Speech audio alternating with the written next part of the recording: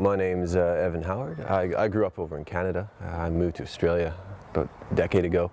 My father's from Brisbane, so I have roots here. And yeah, I love the lifestyle that it offered here, and decided to stay. And I haven't looked back since. So. Dan Pitt, grew up here in the Glasshouse Mountains, and kind of messing around climbing and biking and bits and pieces. Yeah, lived here for a good chunk of my life. When I was sort of 14, 15, I got interested in mountain biking. At the same time, climbing in the glasshouses mainly. My name's Dave Bell. I'm Chief Granddaddy Poobah here at VO Gear. I'm 32. Oh, yeah, 32? 31. Wow, I'm bad at maths. I'm 31. I'm 31. Yeah, most definitely. From Brisbane, born and bred in Brisbane.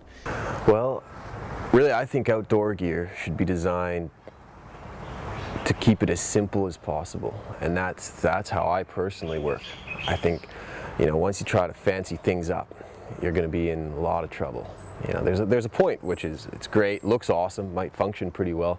I think if you can keep things simple, then you're going to have a better time out there. And I think outdoor gear should be designed. All the gear that I design and make comes from the user end, and that's myself. Most of the gear that I've made has been for myself to start with. As far as the design goes, it's very much in the field testing and R&D. Main design principles, I guess, that go into my gear is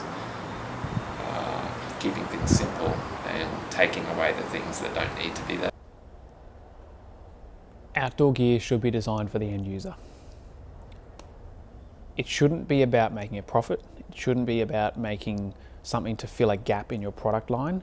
It should be about a need. If there's no need for that product, then you shouldn't have to make it. A product should be designed, pattern made, sampled, tested before it even gets to the production stage. And ideally that should be done in-house. The designers should be able to know how to make the product before they send it to the factory. There shouldn't be that disconnect. And as soon as there's a disconnect, I find that the products are missing something when they're out in the field. But by having a designer who has that hands-on experience, who is actually cutting the pattern, sewing that pattern, testing that sample, destroying that sample, they will instinctively and intimately know what's going to break first before they even build it. I want people to be having a better time out there, not thinking about so much about what they're carrying on their back, in particular running into people on trail.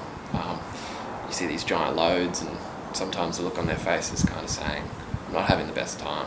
That's probably the most important thing, is that I want people to be more comfortable when they're outdoors, so that they can take in the outdoors, so that they're not thinking about their gear.